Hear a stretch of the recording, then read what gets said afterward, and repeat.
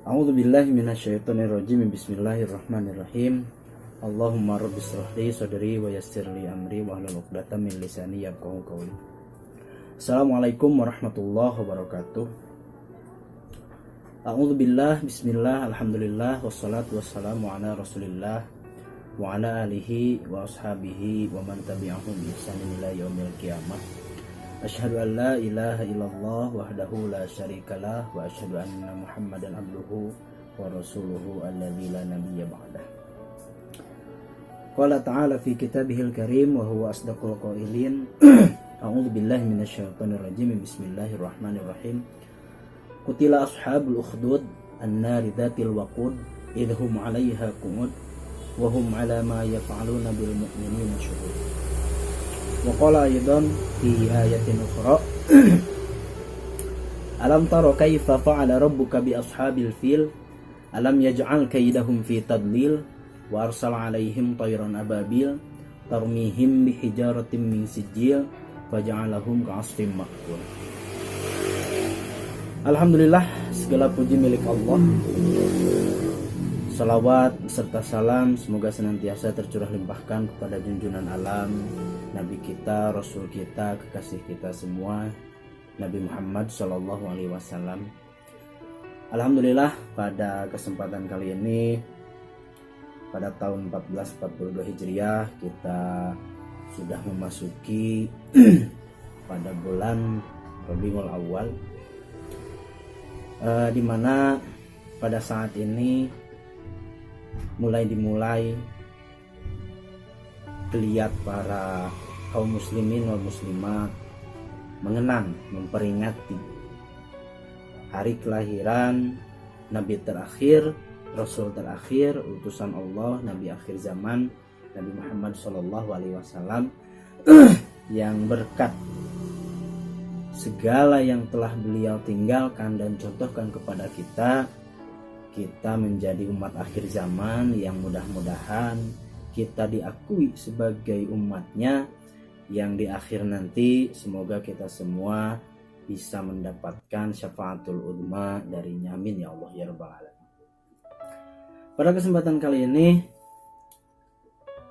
terlebih dahulu saya ingin mengajak kepada semuanya agar senantiasa meningkatkan keimanan dan ketakwaan kepada Allah.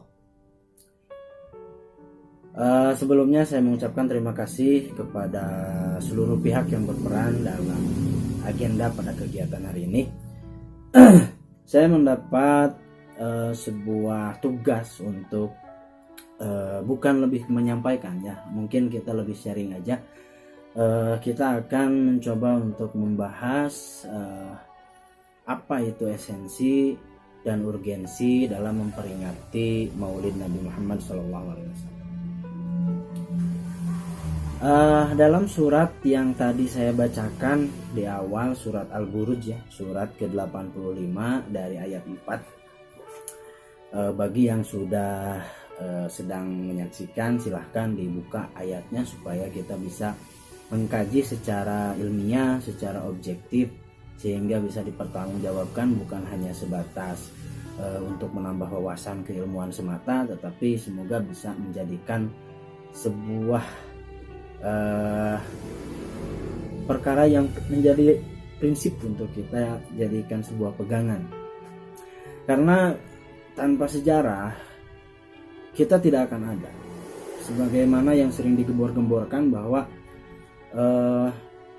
seseorang yang mencintai negaranya, seseorang yang mencintai bahkan agamanya, bahkan seseorang yang mencintai dirinya, itu tidak akan pernah melupakan sejarah. Karena apa? Mau tidak mau, suka tidak suka, tokoh dalam sejarah, waktu dalam sejarah, peristiwa dalam sejarah itu bisa dijadikan sebagai tolak ukur. Bagaimana perkembangan sebuah peradaban, bagaimana kehancuran sebuah peradaban yang dibangun, kemudian menduduki masa keemasan, kemudian mulai goncang sehingga akhirnya diakhiri dengan masa-masa kehancuran dan digantikan dengan yang baru lagi. Sejarah itu kan seperti itu. Dimulai dari pergantian para nabi, kemudian ada Khulafaur Rasyidin, kemudian ada dinasti-dinasti Bani Umayyah, Bani Abbasiyah, Turki Utsmani. Nah itu kita akan bahas mengenai sejarah bagaimana Allah memberikan sebuah pelajaran kepada kita melalui metode sejarah yang kebanyakan Al-Quran itu kan mengandung sejarah. Coba kita lihat ya, surat Al-Baqarah itu sejarah tentang sapi betina, sejarah Ali Imran itu adalah sejarah tentang keluarga Imran, dan banyak lagi sejarah-sejarah lainnya, An-Nahl, An-Naml, Al-Kahfi, sejarah Ashabul Kahfi. Nah, sekarang kita mulai masuk ke tahapan pembukaan mungkin ya. Kita akan melihat apa yang menjadi latar belakang sehingga kita meyakini bahwasanya ketika Rasul dilahirkan itu ada sebuah kejadian yang sangat luar biasa besar, dan ini sangat jarang sekali dikaji atau sangat jarang sekali dibahas, kecuali hanya segelintir ceritanya saja. Nah, saya akan mencoba untuk mengajak semuanya untuk mengulang kembali kejadian apa yang terjadi ketika Nabi Muhammad dilahirkan. Kalau dalam surat Al-Fil itu kan jelas, A'udzubillahi minasyaitonirrajim, bismillahirrahmanirrahim, alam taro kaifa fa'ala rabbuka bi ashabil fil. Mungkin ketika kita membaca surat itu, kita akan langsung terngiang, kita akan langsung mengingat kepada seorang tokoh yang luar biasa. Bahkan sedari kecil saya sendiri bersama teman-teman saya mendidik kepada anak-anak bagaimana dan siapa saja tokoh-tokoh yang menjadi tokoh pembela Islam dan mana saja yang ingin menghancurkan Islam. Ini sangat penting. Karena apa? Karena tanpa pengenalan, tanpa adanya sebuah pengantaran terhadap sejarah yang sebenarnya, ini akan menjadi sebuah keambiguan yang hakiki mungkin, atau minimal akan menjadi sebuah distorsi atau penyimpangan dalam sejarah. Nah, ketika mendengar sesosok Abraha, mungkin itu akan dikorelasikan dengan tentara bergajah. Nanti akan ada burung ababil dan apa yang terjadi. Nah, ini mungkin yang akan saya antarkan terlebih dahulu sebagai sebuah pengantar, karena durasi video ini kan tidak akan lama ya. Jadi kita akan singkatkan saja. Yang pertama, pertanyaan pertama, kita akan menjawab pertanyaan siapa itu Abraha. Nah, jadi ketika pada zaman dahulu di negeri Yaman itu ada yang bernama Dzunnawas ya, atau ada yang menyebutnya Dzunnuwas. Siapa itu? Dulu kan Yaman itu dihuni oleh kebanyakan orang-orang himyar yang musyrik, yang dirajai oleh Dzunnuwas. Nah, kalau dalam surat Al-Buruj itu kan kutila ashabul ukhdud. Nah, yang dimaksud dengan ashabul ukhdud itu adalah penduduk Yaman yang dirajai oleh Dzunnuwas yang bernama suku Himyar, kaum musyrik pada waktu itu. Mereka membuat parit yang sangat panjang, kemudian mereka membunuh 20.000 kurang lebih orang-orang yang beriman pada waktu itu, sehingga banyak cerita yang mengatakan bahwa ada seorang ibu-ibu yang menggendong bayinya, kemudian ibunya merasa ragu ketika dia akan melompat ke parit yang berisi api itu. Parit itu dikelilingi oleh orang-orang himyar yang menertawakan, yang mengejek, yang menyaksikan itu sebagai sebuah hiburan. Tapi ketika ibunya ragu, dengan izin Allah, bikudratillah, anak itu berkata, "Wahai ibuku, kenapa engkau takut? Kenapa engkau ragu?" Nah, ini yang menguatkan ibunya, sehingga ibunya berani daripada sekarang akidahnya dirusak, keimanannya akan dibelokkan. Dia memilih untuk meninggal, dia memilih untuk wafat, dia memilih untuk syahid, untuk menemui Tuhannya. Nah, ketika terjadi pembantaian yang sangat luar biasa ini, ternyata ada satu orang yang selamat. Ada satu orang di antara orang-orang yang dipaksa, disiksa untuk dimasukkan ke dalam parit ini selamat. Namanya Daus. Siapa? Daus, atau yang dijuluki dengan Dzu Sa'labain. Julukannya Dzu Sa'labain. Kemudian dia melarikan diri ke Romawi. Kemudian meminta pertolongan kepada Kaisar Romawi, karena waktu itu orang yang disiksa itu adalah orang yang memiliki agama yang sama dengan orang yang dengan Kaisar Romawi itu. Jadi Kristen yang taat kalau dulu. Nah, untuk menanggapi permintaan tolong dari Daus yang tadi selamat dari penyiksaan Dunuas. Akhirnya Kaisar Romawi mengirimkan atau mengutus dua pemimpin, dua panglima untuk mengatasi apa yang sedang terjadi di Yaman itu. Siapa yang dua panglima perang yang dikirimkan oleh Kaisar Romawi itu? Nah, salah satunya adalah Abraha, yang satunya lagi adalah Aryat. Akhirnya dua panglima ini, Aryat dan Abraha, berhasil memukul mundur dan menghancurkan dinasti atau kerajaan yang dipimpin oleh Dunuas di Yaman tadi. Nah, akhirnya Aryat dan Abraha ini setelah memenangkan dan menghancurkan kerajaan Dunuas di Yaman, akhirnya mereka menjadi kandidat untuk menjadi pemimpin. Tapi karena keduanya merupakan panglima, akhirnya ada ketegangan antara Aryat dan Abraha. Mereka berselisih siapa yang akan memimpin di Yaman. Hampir-hampir dua kubu dari panglima Aryat dan Abraha ini berperang pada waktu itu. Namun karena kebiasaan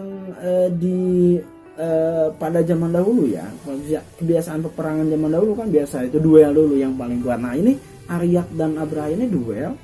Hampir-hampir Abraha ini Abraha ini kalah. Aryat unggul dalam duel itu. Namun yang disayangkan karena ada sebuah kecurangan. Jadi ada seorang budak yang bernama Atudah ya. Atudah ini adalah budak Abraha yang khianat ketika Abraha sudah siap untuk ditebas oleh Aryat. Nah, si Atudah ini menyerang ke Aryat sehingga Aryat kalah dan Abraha menjadi kandidat tunggal untuk memimpin Yaman pada hari ini. Tapi tidak sampai di situ, ternyata kabar meninggalnya, kabar terbunuhnya Aryat itu sampai ke Raja Habsyah. Sampai. Karena apa? Karena tidak ada sebuah kesepakatan bagi Abraha dan Aryat untuk saling membunuh. Nah, akhirnya raja dari Habsyi ini mengirim surat dengan kemurkaannya. Dia bersumpah, Raja Habsyi ini akan bersumpah dari Romawi akan datang ke Yaman dan akan menginjak-injak tanah Yaman dan juga akan menginjak atau membelah ubun-ubun Abraha. Jadi si raja ini akan pergi ke Yaman karena murka dan akan menginjak-injak tanah Yaman dan akan menginjak-injak ubun-ubunnya Abraha. Mendengar niat dari sang raja, karena Abraha ini orangnya tidak mungkin menjadi seorang panglima, tidak mungkin menjadi seorang kandidat pemimpin sebuah negeri yang baru saja dia habisi kalau dia tidak pintar, kalau dia tidak cerdik, kalau dia tidak berstrategi. Akhirnya untuk melawan atau mengatasi kemurkaan Raja Habasah itu, dengan cerdiknya dia lebih dahulu mengirimkan hadiah-hadiah. Dia mengirimkan banyak sekali hadiah berupa emas dan bentuk-bentuk benda lainnya, dan di dalamnya ada tanah serta rambut si Abraham yang diambil dari ubun-ubunnya. Kemudian dalam kiriman hadiahnya itu dia menyertakan dengan kurang lebih mungkin kalau bahasa kita seperti ini. Wahai raja, tidak perlu raja jauh-jauh dan lelah-lelah untuk datang ke Yaman. Aku sudah membawakan tanah Yaman untuk baginda injak-injak, dan juga aku sertakan rambut dari ubun-ubunku untuk raja injak pula. Karena kecerdikannya, akhirnya sang raja pun merasa terobati. Akhirnya rajanya pun merasa, oh ternyata Abraha sangat cerdik. Bahkan selain itu, Abraha juga menjanjikan bahwa dia akan mendirikan sebuah gereja yang sangat besar dengan konstruksi yang belum pernah dibangun pada masa itu, di mana belum pernah ada gereja yang sebesar itu. Menjadi sebuah perjanjian dengan Raja Habsyi itu. Akhirnya sang raja pun menerima hadiah itu dan membiarkan Abraha untuk membangun gereja yang besar itu di Yaman. Singkat cerita, didirikanlah gereja yang sangat luar biasa itu dengan tujuan agar sesuai dengan kesepakatan yang tadi ya, dan ditambahkan pula bahwa Abraha akan berjanji untuk memindahkan seluruh peribadahan, seluruh pusat perekonomian, peribadahan yang asalnya ke Mekah, ke Ka'bah, itu menjadi ke gereja yang dia bangun. Nama gerejanya adalah Al-Qulais. Silahkan bisa dibuka apa itu gereja Al-Qulais, siapa yang mendirikannya, bagaimana konstruksinya. Karena apa? Karena diceritakan, dikisahkan setiap orang yang melihat mendongak ke atas saking tingginya gereja itu, maka kolan suahnya akan jatuh. Kolan suah itu kalau dalam bahasa kita itu peci ya. Jadi saking tingginya itu pecinya sampai jatuh. Tapi mungkin peci yang seperti ini susah buat jatuh ya. Mungkin peci orang Arab atau orang Yaman pada waktu itu. Nah, setelah Abraham menunaikan janjinya untuk membangun gereja, kemudian yang bernama Al-Qulais itu,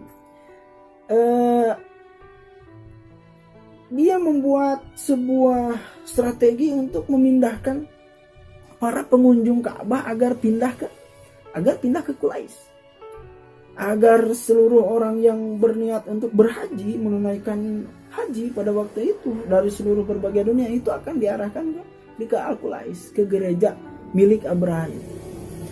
Rencana itu ternyata tidak semulus yang dia kira. Ternyata rencana jahatnya itu terdengar oleh orang Mekah pada waktu itu. Bahkan dikisahkan ada salah satu suku di Mekah ya, yang bernama suku Kinanah, yang kemudian merasa tersinggung ketika mengetahui bahwa rencana Abraha itu akan memindahkan kiblat peribadahan, perekonomian ya. Kan otomatis ketika sekarang pusat peribadahan ada di sana, maka pusat perekonomian pun akan terjalin. Coba kita lihat sekarang di Mekah, khususnya sekeliling Ka'bah. Meskipun di sana tidak ada pohon pisang, tapi di sana seluruh jenis pisang ada, seluruh jenis jeruk ada. Jadi bukan hanya korma saja, kismis saja, gandum saja, seluruh buah-buahan dari seluruh penjuru bumi itu ada di sana. Karena apa? Karena berkahnya tanah haram, karena berkahnya tanah Mekah. Itulah yang membuat Abraham merasa tergiur pada waktu itu, sehingga akan memindahkan fungsi Ka'bah sebagai Baitullah yang dikelilingi kemudian dikunjungi oleh seluruh orang dunia menjadi ke Al-Qulais, gereja Al-Qulais itu.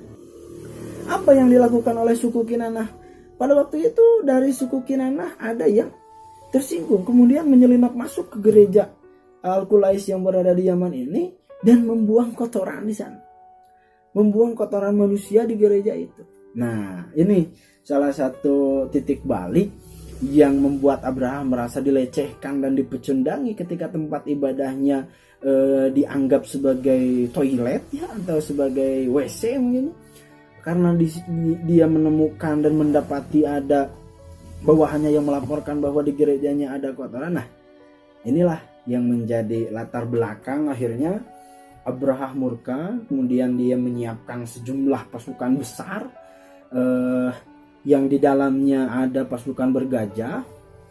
Gajah dari mana? Kalau kita telusuri, Romawi atau Habasyah, kerajaan Habasyah itu di mana? Itu kan di Afrika ya. Kita tahu bahwa kebanyakan persentase jumlah hewan yang ada itu di mana? Itu kan Afrika yang paling terkenal.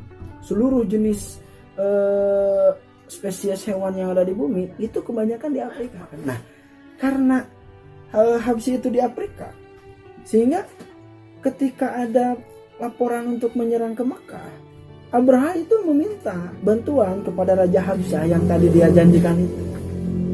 Sehingga dia dikirim dari Afrika gajah-gajah yang luar biasa besarnya. Gajah-gajah mungkin kalau di pelajaran sejarah itu mamut ya, mamut begini. Dengan sekelompok pasukan dengan berjumlah besar, Abraha berniat dan bertekad untuk menghancurkan dan meluluh lantahkan Ka'bah, meratakannya dengan tanah. Ketika di perjalanan ada beberapa pihak yang mencoba untuk menghentikan pasukan bergajahnya Abraha. Di antaranya adalah Dunafar, Siapa Dunapar ini? Dunapar ini adalah sekelompok orang yang dipimpin oleh Dunapar ini masih berada di wilayah Yaman, yang memobilisasi, yang memanage kaumnya itu pro ke orang Arab dan menghadang Abraha. Namun perlawanan mereka tidak berarti apa-apa dan tidak berbanding lurus dengan kekuatan yang dibawa oleh Abraha. Akhirnya Abraha pun tanpa hambatan yang berarti, tanpa halang rintang, langsung lancar menuju Ka'bah atau menuju Mekah.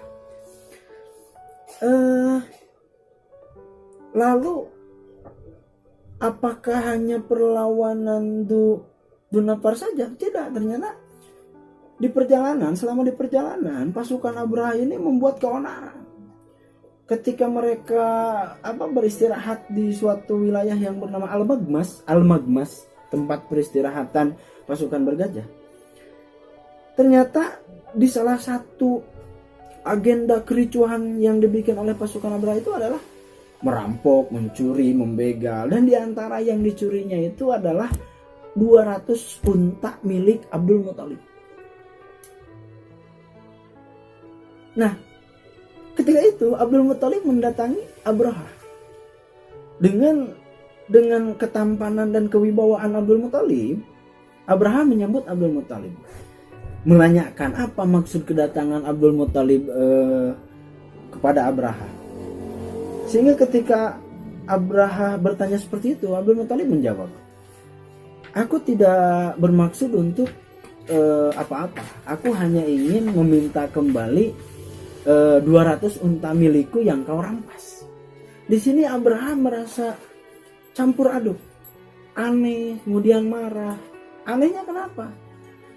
Dia dari Yaman ke Mekah itu bertujuan untuk menghancurkan Ka'bah.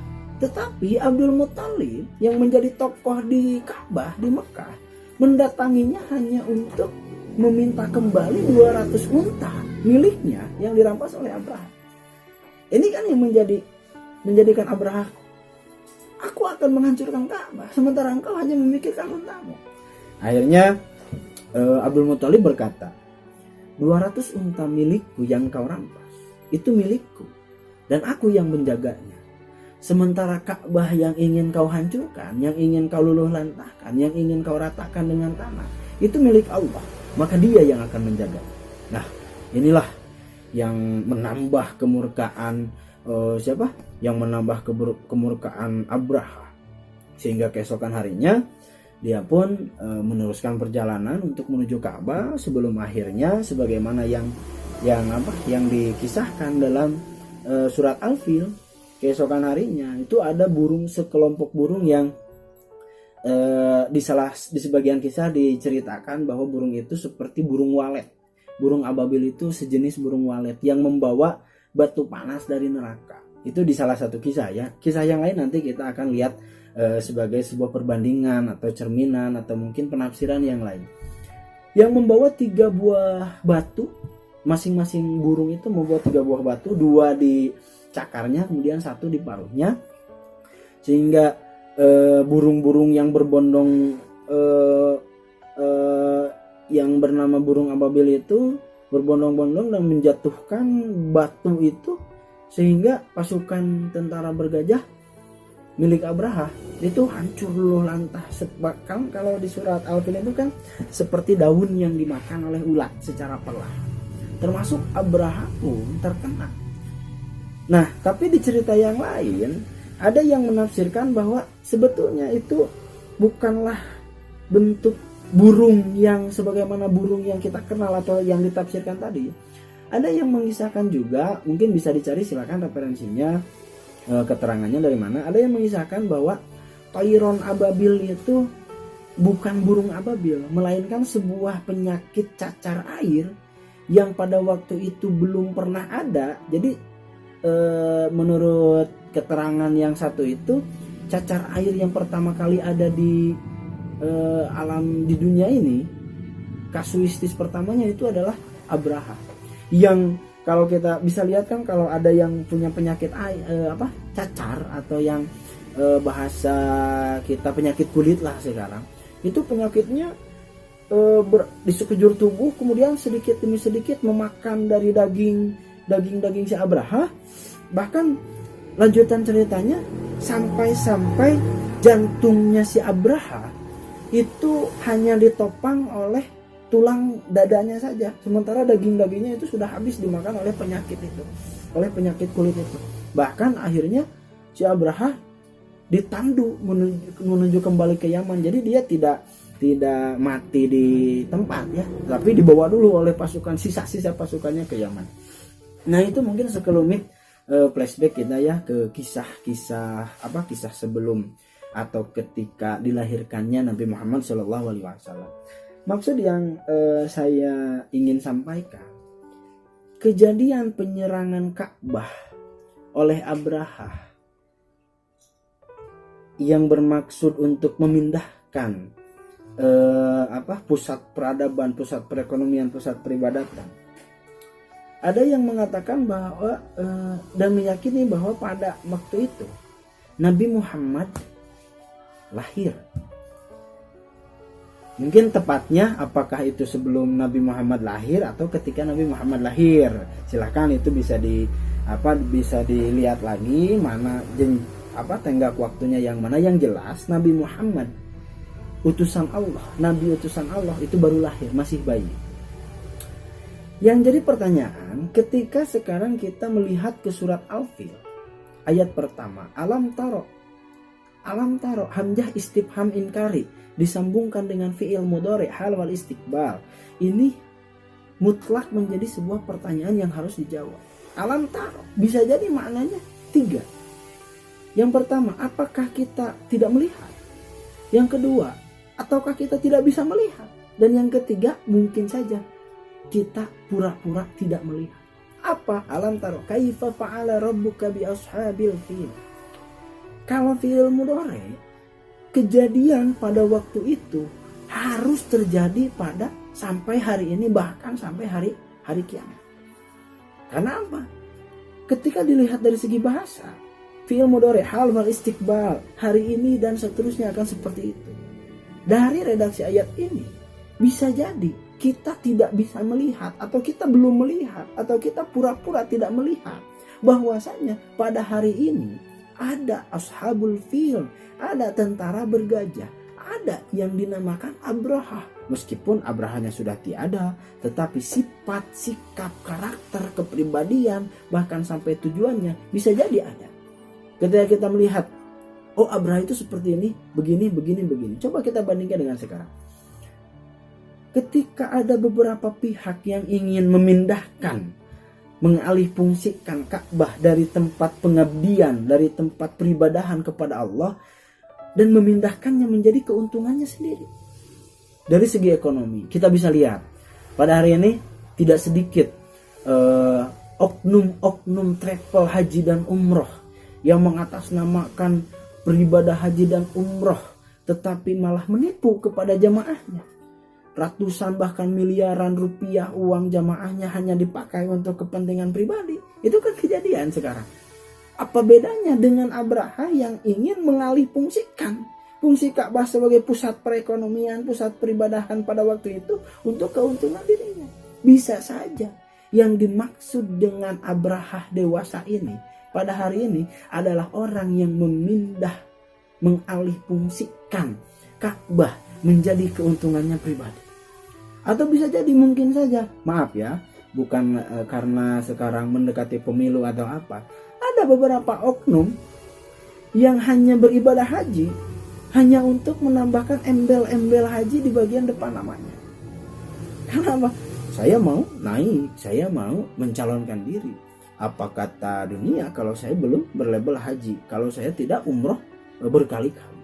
Jadi nothing, nggak ada sekarang esensi ibadah haji, esensi umroh, hanya untuk memindahkan fungsi Ka'bah sebagai Baitullah. Itu menjadi keuntungannya sendiri. Tidak ada. Nah, yang jadi pertanyaan, sudahkah kita melihat itu sebagai sebuah ancaman bahwa ternyata Abraha pada hari ini memang tidak menggunakan dan tidak mengendarai pasukan bergajah, melainkan sama seperti kita, bahkan bisa jadi orang yang pakaiannya lebih mahal, lebih bersih, lebih tertutup, lebih mewah, bahkan mungkin lebih islami dari segala tampilannya, tapi ternyata jiwanya, karakternya berjiwa dan bermental Abraha. Muncul pertanyaan susulan, kalaulah kita setujui bahwa ternyata Abraha itu masih ada dengan bentuk, rupa, dan teknis yang berbeda, apakah benar kejadian yang lainnya pun harusnya datang sekarang? Contohnya apa? Kalau Abraham masih ada, Ka'bah akan dihancurkan. Lantas mengapa Allah tidak mengirimkan burung ababil? Nah, ini pertanyaan yang mungkin bisa jadi belum pernah ditanyakan, atau mungkin kita ingin bertanya tapi bingung bagaimana jawabannya, atau mungkin karena kita tidak sadar bahwa Abraha itu memang sudah tidak ada dan tidak mungkin ada Abraha lagi pada hari ini. Nah, kita coba pertanyakan pada diri kita sendiri. Kalaulah Abraha ternyata masih ada dengan tujuan-tujuan yang sama, bahkan mungkin lebih ganas pada hari ini, karena dengan cara yang tidak bisa kita lihat secara kasat mata, tidak ingin menyerang secara bertubi-tubi atau meratakannya dengan tanah, tetapi dengan cara yang sangat luar biasa licik dan menjijikkan. Nah, muncullah sebuah pertanyaan, kalaulah seperti itu, lantas kenapa Allah tidak mengirimkan burung ababil sambil membawa batu dari neraka jahanam untuk menghancurkan Abraha pada hari ini? Ini yang lucu. Bagi saya, Allah mengirimkan burung ababil kepada Abraha dan pasukan bergajahnya pada hari itu karena yang akan membela dan akan menjaga keutuhan Ka'bah sebagai Baitullah, Nabi Muhammad SAW itu baru lahir. Nabi Muhammad itu masih bayi. Kalau dilihat pada hari ini, umat muslimin, kaum muslimin, mukminin seluruh dunia, apakah masih bayi semuanya? Yang menekadkan diri dengan 2 kalimat syahadat, mendirikan sholat dan lain sebagainya untuk membela Ka'bah sebagai Baitullah. Apakah Allah harus menurunkan burung ababil ketika banyak yang siap membela Ka'bah, yang siap membela keutuhan Ka'bah sebagai Baitullah? Kalau Allah masih menurunkan pada hari ini burung ababil sambil membawa batu dari neraka, maka na'udzubillah berarti Allah tidak menganggap kita ada yang memiliki beban moral, beban mental untuk menjaga Ka'bah. Kalau Allah menurunkan burung ababil, maka Allah menganggap kita tidak ada. Karena dulu ketika Allah menurunkan burung ababil itu Nabi Muhammad masih kecil. Nah, ini mungkin sahabat semuanya yang saya muliakan dan semoga dirahmati oleh Allah. Hikmah dari sejarah burung ababil, kita dituntut untuk lebih peka, dituntut untuk lebih bisa memperhatikan ayat-ayat Allah secara lebih detail dan lebih mendalam. Apalagi mungkin kebutuhan Islam terhadap kaum-kaum akademisi, kaum-kaum intelektual, kaum intelijen, para mahasiswa khususnya ya. Semoga dengan dikuatkannya dan ditajamkannya pola pikir kita dituntut untuk lebih memahami bagaimana keberjalanan agama kita pada hari ini, bagaimana kondisi negara kita pada hari ini, menuju kemana negara kita pada hari ini. Tentu saja antum sekalian bisa lebih memahami dan lebih mengetahui kejadian-kejadian atau pergolakan-pergolakan baik secara ideologi, politik, ekonomi, sosial, budaya, pertahanan dan keamanan atau Ipolexos budahan kami itu ya. Bagaimana cara kita menyikapinya dan apa saja langkah-langkah yang kita ikhtiarkan, yang kita lakukan untuk menjaga keutuhan agama Islam, untuk menjaga keutuhan negara Indonesia. Nah, mungkin ini yang menjadi wasilah bagi kita untuk bersatu, mengesampingkan segala perbedaan dan lebih peka terhadap musuh yang ada. Islam itu memang agama damai, tapi dalam teknis pelaksanaannya kita memiliki musuh. Jangan pernah sekali-kali berdamai dengan musuh. Siapa musuh kita? Musuh kita yang paling jelas dan yang paling dekat itu adalah hawa nafsu diri kita sendiri. bagaimana kita bisa melawan diri kita agar kita mampu untuk berubah, mampu untuk hijrah dari asalnya kita tidak mau mendalami Islam, kita acuh tak acuh terhadap Islam, bahkan dalam ritual ibadah pun kita semaunya. Nah, itu yang namanya hijrah. Hijrah dari kemalasan menjadi mau, hijrah dari tidak tahu jadi tahu, hijrah dari labil menuju istiqomah. Semoga kita semua diberi rezeki paham dan rezeki istiqomah oleh Allah Subhanahu wa taala.